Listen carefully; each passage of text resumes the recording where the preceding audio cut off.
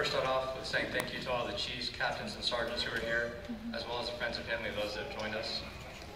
It's a pleasure to be here today, and let me add my congratulations to all my fellow graduates of Class 14001 from Bakersfield's Law Enforcement Training Academy. It's a privilege to be graduating with so many men and women in uniform. Today we leave the classroom, and tomorrow we enter our communities, our neighborhoods, and our streets. I thank you for choosing to serve others. One of my favorite figures in history is Winston Churchill, and I admire what he said about courage. He said, "Courage is the most important part of all the virtues because it makes all other virtues possible." And no one shows us what real courage is like men and women in uniform. Whether they are soldiers in the Middle East or law enforcement officers in Central California, those who serve show us courage the very moment they put on the uniform. We've always known this, but sometimes we've forgotten it. Sometimes we need reminders of what true courage is. Nearly 14 years ago, we got such a reminder on September 11, 2001, when a blue sky was darkened by the dark clouds flowing from the World Trade Centers. The buildings convulsed and collapsed to the ground. While many were trying to escape the buildings, others tried to enter it. Not long after the planes hit the towers, police officers began entering the building to save others. Officer Steve Elasno was one of the heroes that day. He was on leave, but police officers are always on call. And so it was that he rushed to the World Trade Centers that day, survived, and never forgot it. Officer Elasno described the job of being a police officer as, "Being a cop is an act of heroism. You have to deal with it every single day."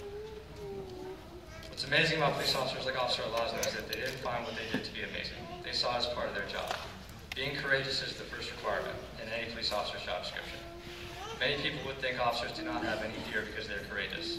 However, the opposite of fear is not bravery or courage, but instead the opposite of fear is love. And so today we join the ranks of Officer Elasno, and like him, we too will do our job to the best of our ability because we love it. And when running to code or responding to a call, we won't have to worry about being afraid because of the love we have for our fellow brothers and sisters in the law enforcement profession. Today we join a proud band of brothers and sisters who sacrifice themselves to serve others, and there is no more noble expression of human decency as that of a police officer. All of us are now leaders in our communities, and leadership means not just doing things right, but doing the right thing. As officers, we will have plenty of opportunities to show that we can run a patrol or investigate a crime, and I know that all of us will follow our training closely and do our jobs effectively. But more is required of us than that. I urge you not to just look for ways to make the grade, look for ways to make a difference. People look up to, respond to, and listen to us. We have influence, and we shall use it. Find ways to be an example in your station and in your community. I urge all of you to do well by doing good.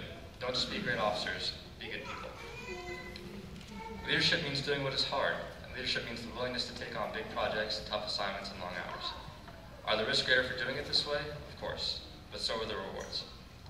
It wasn't easy for those NYPD officers to enter the Twin Towers. They all had families, but they also had a commitment to protect and serve. And so even though it was difficult, they went into those buildings and saved countless lives. Always remember, what we do as law enforcement officers may not ever be easy, but it will always be rewarding. Leadership means setting an example. All of us in public service have a responsibility to not just carry the title, but also be worthy of it. We will have a good deal of authority granted to us as officers. We need to be careful to always use it wisely and well. As Dwight Eisenhower once said, "A person who values his privileges above his principles will soon lose both." Be proud to be an officer, but take care to be an example. Enjoy the privileges that come with it, but never forget the principles for which we stand. We must always lead by example, always be above reproach. Be an officer, but more importantly, be a leader. I want to thank all of you once more for your commitment and your conviction, and for joining me in your service and your sacrifice. Today, the thin blue line got a little bit deeper here in Kern County, and some great new officers have joined the force.